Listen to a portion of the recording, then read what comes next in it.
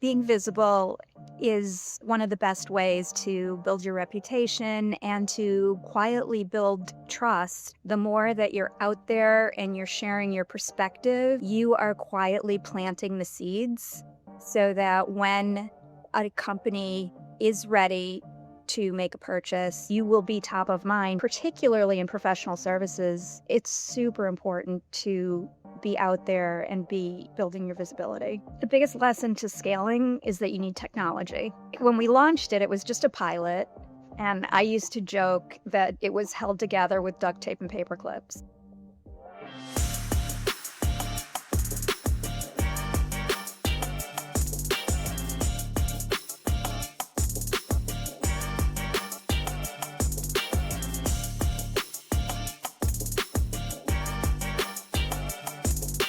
Welcome back to the Employee Advocacy and Influence Podcast. I'm your host, Lewis Gray. My co-host today is Disseminate's very own Elliot Elsley, and our special guest is Laurie Gray of Greydient Communications. Laurie has almost 25 years of experience working in communications and is something of a Big Four whisperer. She's worked in-house for both KPMG and Deloitte and oversaw the launch and scaling of Deloitte's employee advocacy program that included thousands of participants. We covered a lot of ground in this chat, but stick around to hear why you need to set goals with employee advocacy programs, why those goals need to be tied to commercial outcomes, especially in professional services, plus the role that senior leaders have to play in this process, and so much more. So let's get into our chat with Laurie Gray. Okay, Laurie, welcome to the podcast. Pleasure to have you here. Thank you so much. Would you mind just introducing yourself, your role, your experience for our listeners, please? Sure. Well, I've been in-house in corporate communications for about 25 years, working at KPMG, Deloitte, Arthur Andersen before that. And now I have my own firm called Greydient Communications, where I help primarily professional services organizations and mission-driven organizations with internal and leadership communications, executive visibility, employee engagement. That's amazing stuff. And to be honest with you, this is one of the reasons why I was so excited to speak with you today, because from what we're seeing, professional services seems to be one of those industries with the most rapidly growing demand for employee advocacy. And I guess that's, the perfect segue for my first question for you, which is in firms where expertise is the product, how important is it for individuals and not just the brand to be visible online? I think it's critical. In fact, I recently saw research that found that in high growth organizations, building up the executives had overtaken creating content in terms of marketing priorities. That is an indication that having people out there and sharing their expertise is of paramount importance. And it makes sense because people buy from people. And so having, your leaders out there sharing their insights, their philosophies, their experiences with clients, that's really important to building trust. I couldn't agree more with that. I think it's always really interesting, even when you just look at it on the face of things, when you say high growth companies and senior leadership, the companies that most people can kind of brand recall quickly these days in the modern age are people where the CEO. The one that always comes to mind, for better or for worse, is Elon Musk, right? Everybody knows who he is and all the companies that he owns. From that perspective, you scale that back to all the other businesses and all the other brands that exist. People don't know the CEO of BlackRock in the same way that they would do for some of the kind of faster, more kind of technologically agile businesses out there at the moment. Being visible is one of the best ways to build your reputation and to quietly build trust, even when you're not necessarily trying to sell something. But the more that you're out there and you're sharing your perspective, you are quietly planting the seeds so that when a company is ready to make a purchase, you will be top of mind because they've seen you, they have a sense of how you think, what you think, and you have been, if you're out there, sharing your beliefs, you have been building that trust kind of while you sleep. I think in the sense of professional services, that rings ever true as well, because it's typically not an impulse purchase when you're bringing professional services in, right? You're not buying a shiny piece of software, you're buying consultative thought and sort of research and expertise. So having that slow build, that slow burn all the time, is that to you kind of like one of the big value props of this? Absolutely. And I think, one of the key things about executive visibility, which is really what we're talking about, is that it's a long game. And so it's unrealistic to think that, oh, I'm going to go out and I'm going to post on LinkedIn for a couple weeks and then everybody's going to start, DMing me. That's not the way it works. And so it's really critical to get started. And so I always tell people, the best time to get started was yesterday, but the second best time is today. It is important to be slowly and authentically building your reputation by sharing your insights, your experiences with clients, and that can be anonymized, of course, but trends that you're seeing in the market and even your philosophy on, whatever it is that you do, and injecting your yourself, your personal viewpoints into what you're posting, because that is what builds recognition amongst your target audience. And so the more that people see you, the more they even subconsciously start to understand how you think, what you think, how you might approach something. And so when they're finally ready to make a purchase, they're going to reach out to the people that they know, even if they don't actually know you. Because over time, we all, I think, there are people that we follow, particularly on LinkedIn, and we kind of feel like we know them and we know what they're an expert in. And so I think particularly in professional services, given the nature of the business, it's super important to be out there and be building your visibility. Yeah, I couldn't agree more with that. I mean, we've described it on the podcast in the past as almost like a less invasive email. You know how quite often people will just send like a checking in email. Do you need anything with regards to X, Y, and Z, whatever it might have been? Perhaps as somebody that you've spoken with before. But I mean, I can give a very real example I've experienced myself. There was a couple of years ago, we were looking at freelancers for a piece of work that we were doing. I'd reached out to a couple of people via email, connected with one or two of them on LinkedIn. It's only one of them who always seems to appear in my LinkedIn feed, because this person was consistently posting, constantly talking about what it was that we were looking for help with at the time. When the need arose once more, and this is, bear in mind, about 3 years later, I didn't even go back into my emails. I couldn't have told you the other people's names. It was just, I've constantly seen this one person with their finger on the pulse talking about this topic to what they might think is an audience of none. But of course, like you said, I feel like I know them and I trust them more because I see that they are visually and overtly engaged with their industry. There you go. You proved the point. Quick one. If you've ever wondered how your employee advocacy efforts are actually performing and not just what you think is happening, Disseminate offers a free employee advocacy health check. All you have to do is provide your company name and our team will pull real social data on how active your employees are, what impact it's having, and then how you stack up against your chosen competitors. So whether you're assessing the performance of your employee advocacy program or getting a benchmark for a future program, these will be the insights you can act on. The link's in the show notes. But I'm glad, Laurie, that you've touched on the executives and the senior leaders, because of course they can often be the most difficult people to convince, because unfortunately, though they are the most influential, they're often the most time poor.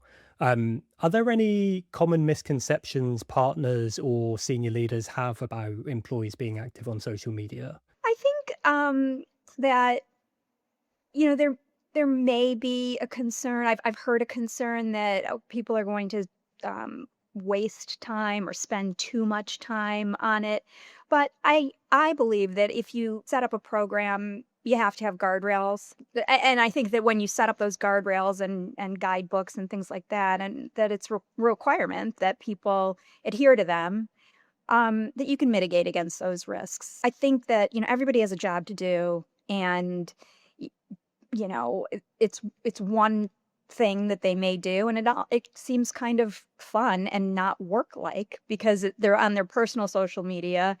In my experience, I just haven't seen it abused, but it is a concern. On the flip side, I think a concern that some people have, particularly more senior leaders, is that is a concern around the amount of time it's going to take them to be active and thinking, I don't have time for this. And so it's about helping them internalize that it it's a really valid form of business development that they can and should be spending time on in as much as they would spend time on other business development activities. Yeah, I remember having done this for a number of years now. One of the natural objections we used to get, in particularly in the very early days, around sort of disseminate as a concept, employee advocacy, was, well, what if all my employees spend all day on Facebook all of a sudden? And I think that has kind of aged out a little bit now as employee advocacy's become, but you still see, and I've still seen clients and prospects social media policies that are so kind of baked into the ages of don't use social media at work, and using your Facebook profile on a work computer is not allowed, and all these sort of slightly outdated mannerisms that people don't really have these days. I think, is that something that you've experienced from that side of things? Were those things that you would go through to update on a regular basis to go, actually, we really ought to change this? I think that was an early concern, but to your point, I don't think it's as much of a concern now. In some industries, it may be, and it depends. In some, highly regulated industries, I know there are just laws about, what you can access from your work computer and what you can't. And so obviously you've got to consider those.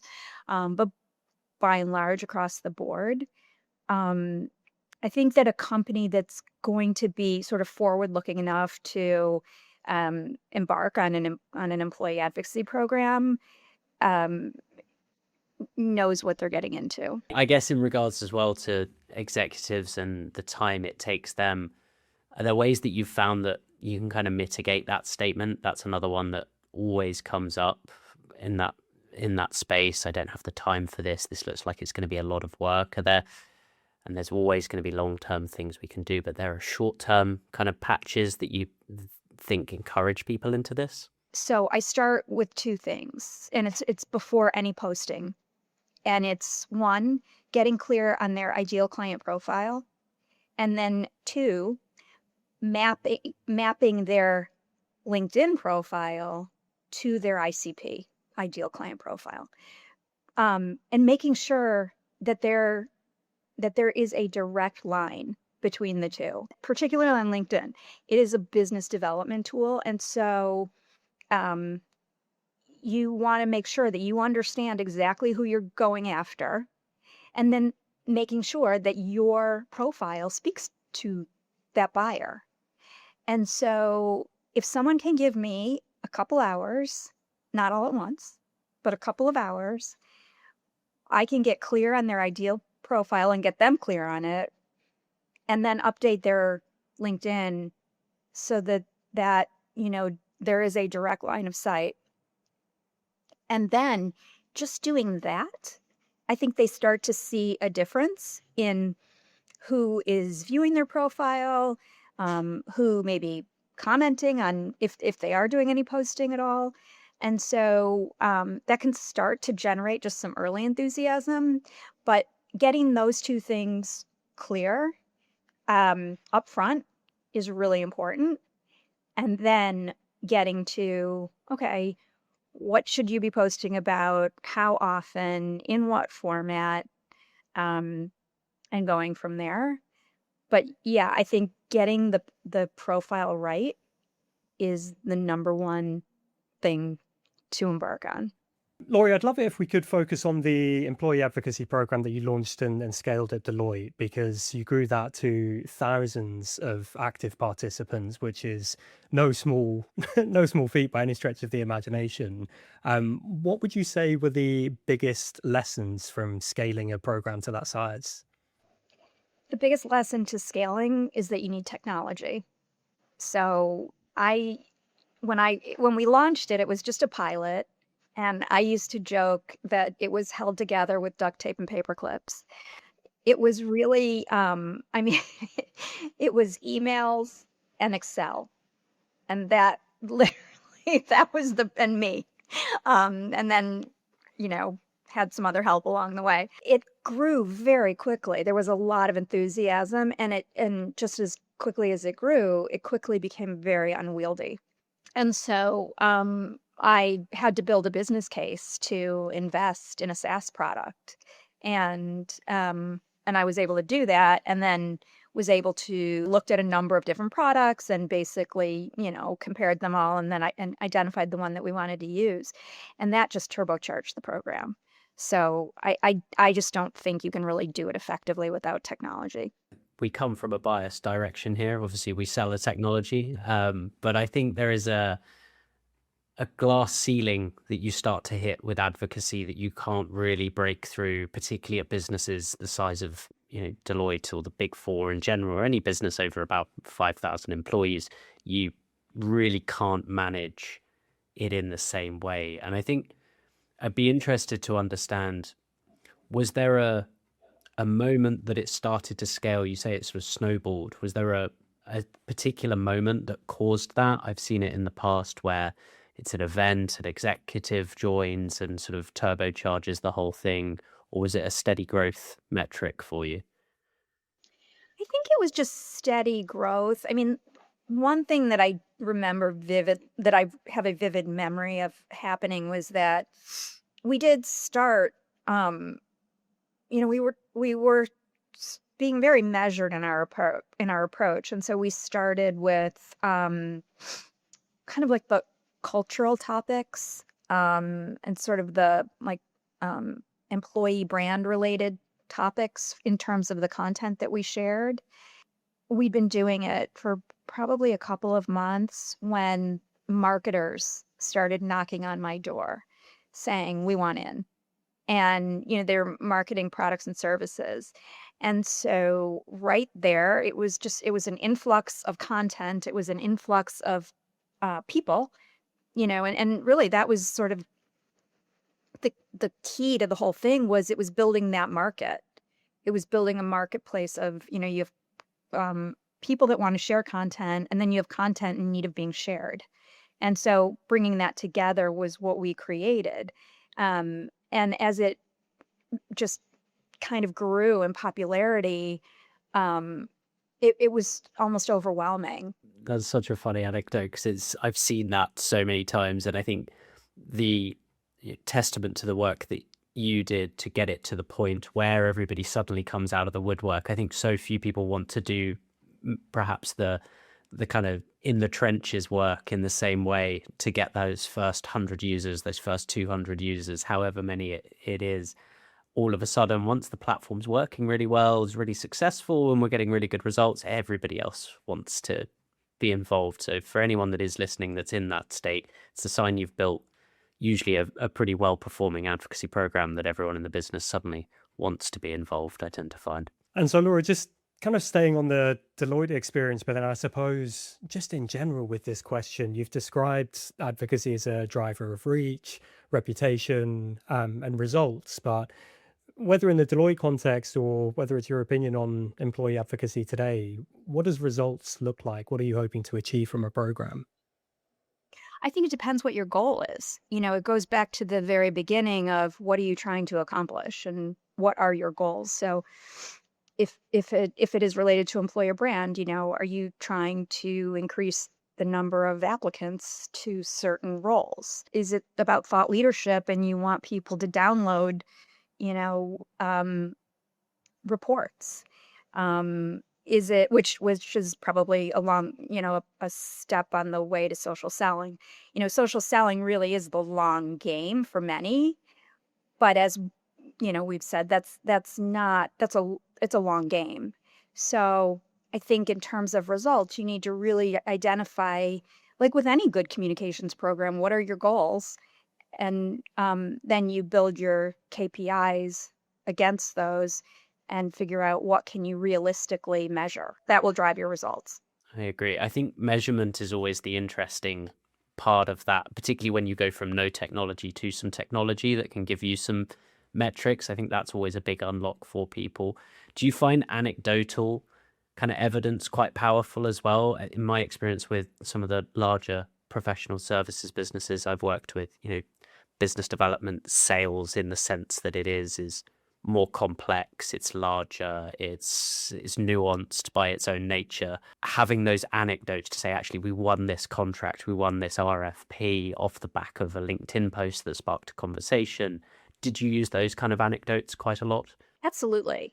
And I think those are the kinds of things that get people excited. I mean, you can look at a spreadsheet full of numbers and, and have results in that fashion. But when you've got a very senior leader who, at the town hall says he's an employee advocate and, you know, what happened as a result of posting something, those anecdotal things can just drive so much excitement and participation and validity. So yeah, I think anecdotes are really important. And I think if I could, while we're talking about participation, obviously something that we've touched on in this conversation already is the importance of executive involvement. But if we think about the knock-on effect that can have on the wider workforce sharing, in your experience, Laurie, what role do executives play in encouraging wider employee advocacy? Well, I think they play a really important role. They're role models. They base their involvement is saying, whether they're saying it explicitly or implicitly, this is sanctioned. It's worthwhile. We are good with you spending some time on it. We think it will drive results. It's not just a free pass to sort of doom scroll during your day. There's a purpose and we believe in it. I think it's really important for senior leaders to be involved. If a professional services firm wanted to launch an advocacy program today, we've spoke about the importance of technology, but of course you were doing things manually before you got to that point. Where would you suggest somebody else in your position starts in 2026 or whenever people are listening to this episode? Well, I think the first thing they have to do is set goals, is determine what do they want to get out of it. Because, it depends on the company and it depends on what that company hopes to achieve as a result. So I wouldn't sort of jump in without identifying, what the plan is. And then I would kind of do that unsexy work of the setting up the guardrails and the governance around it and the KPIs. What is it that will indicate that you've achieved what you've set out to do. So I would do all of that groundwork before I'd start recruiting for both advocates and content. You use the word recruiting there from a perspective of recruiting advocates, which is a very reasonable way of looking at it. Do you tend to, or would you view it as looking for the hand raisers, or do you see it more as actually here's a cohort of individuals that I would like to onboard, and those are the people that I'm going to target? I think more the latter. I wouldn't exclude the hand raisers because they're excited and they're interested and they have a lot to offer. But going back to setting goals, if depending on what it is you want to accomplish, and the content that's going to be helpful to accomplish that, there are going to be people that are naturally really appropriate sharers of that content. And so it's looking at all of those pieces and saying, who would be best suited to share this. For example, let's say you want to share a white paper that has to do with research that your firm has completed. Whatever the topic is, people that work, whose work is relevant to it, they're likely going to have people in their networks who are interested in that. And so you're going to want them to share it versus, the people who, are in some other service line or industry that has nothing to do with it. You won't mind them sharing it. It's gravy, but you want, if you're really trying to be strategic about it, you need the right people to share the right content. Yeah, I couldn't agree more on that front. And I think that's also a really nice tie back to, talking about all the different people that come out of the woodwork and suddenly have a campaign or have a use case and things like that. I think that's the natural build, particularly in a really large organization. I think that's the difference maker from my perspective is when you're an organization of 100 employees, you don't have to be as targeted. You can just say, everybody come join the thing. And those that want to, and those that have a value in doing that will. When you're an organization the size of Deloitte and there's hundreds of thousands of people all across the globe, you have to be a little bit more structured in the way that you kind of build that out. And I think your point around goals and objectives, what's the objective? Let's start there and build and grow from that point. I think it's a really, really nice way to look at it.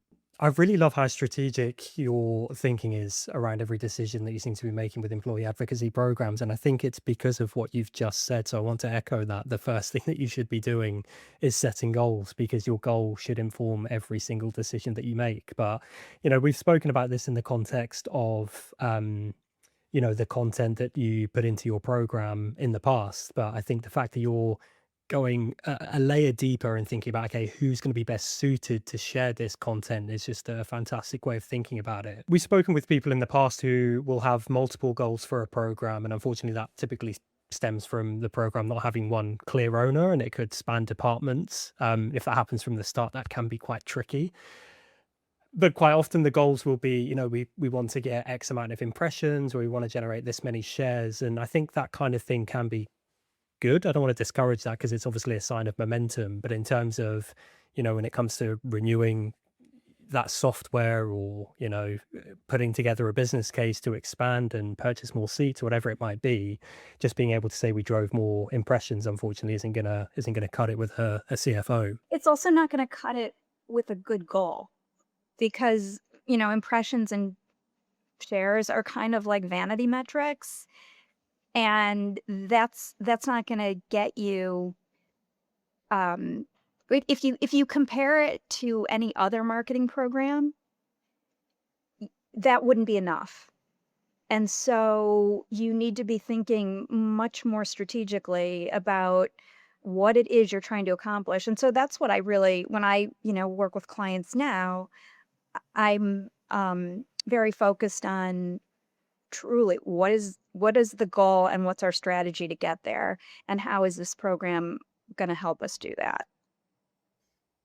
I think that's a really good way to look at it. And I think also the untrackable benefits are always a difficult thing to communicate, and always a difficult thing to communicate to perhaps a particular CFO that perhaps only does look at ROI figures and things like that. But at times I like to view it a bit like billboards and out-of-home advertising in its own right. We know it's having an impact. We know people are seeing this stuff. We can't always prove it, but the footfall in that area is undeniable, and our brand's in that place. And I think sometimes just those subtle cultural elements that it impacts in a business, the employee engagement that it impacts, those are all things that can't be kind of removed as well. I think there are ways, though, to really, connect what we do to business value. And so, I would argue that spending time on thinking through what the pull through is. So, for example, let's say we, some of the content that gets posted is about a white paper, and you're trying to your very initial goal is to drive downloads.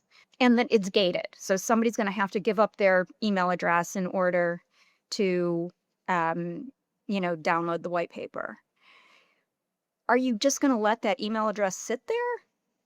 Or are you then going to take that email address, and is there going to be outreach? And so are you going to treat this program with the same rigor that you would treat other marketing programs? And I think the answer has to be yes.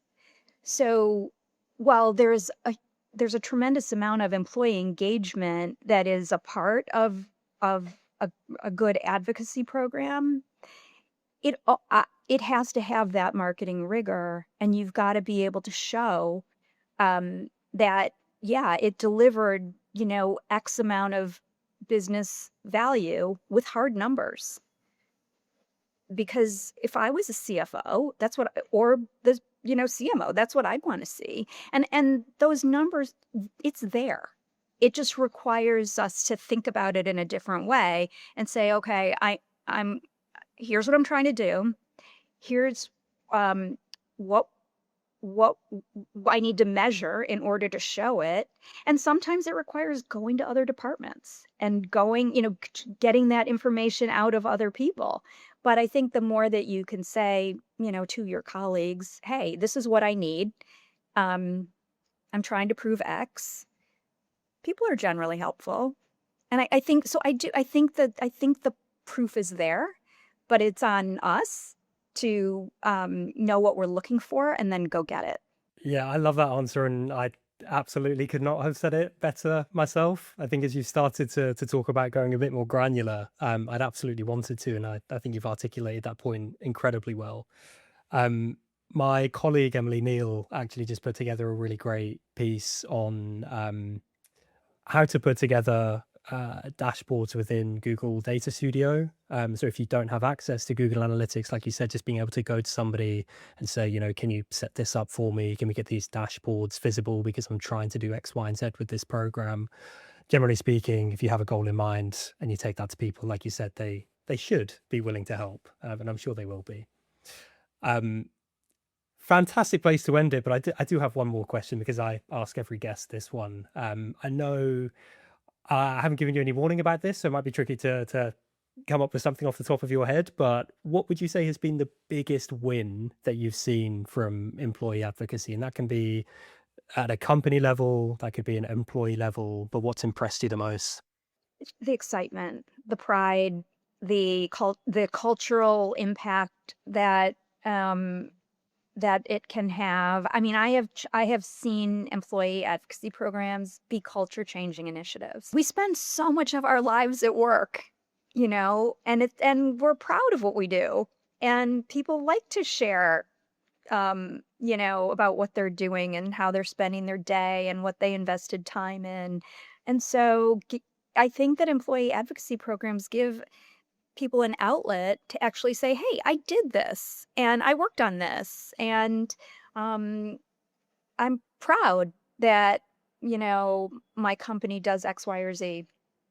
And so I have seen over time that there's an enthusiasm and an excitement that these programs can deliver that was definitely unplanned for. That was, that was not amongst the goals. That was like a byproduct, and became something that was really fun and exciting to watch, and certainly has made working on these programs a highlight for me.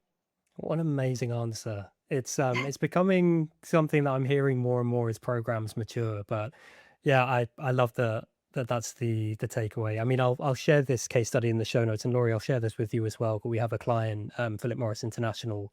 They've got an amazing program manager there, Verena Kamasaska. She basically built a movement around their program and made it this kind of like exclusive thing. They had branded swag and all of these different things they were able to give to their employee advocates, and it created this kind of bubble of excitement that eventually just spilled over into the rest of the company, and everybody wanted to be a part of it. And suddenly there was this culture shift of everybody wanting to share their work. So I love that. I think that's a fantastic win. So I can't quite believe we've been talking for 40 minutes. It feels like we've been here for about 15, but time does fly when you're having fun. So like I said, for the listeners, I'll stick all of these resources in the show notes. But Laurie, thank you so much for joining us. It's been really lovely fun. speaking with you today.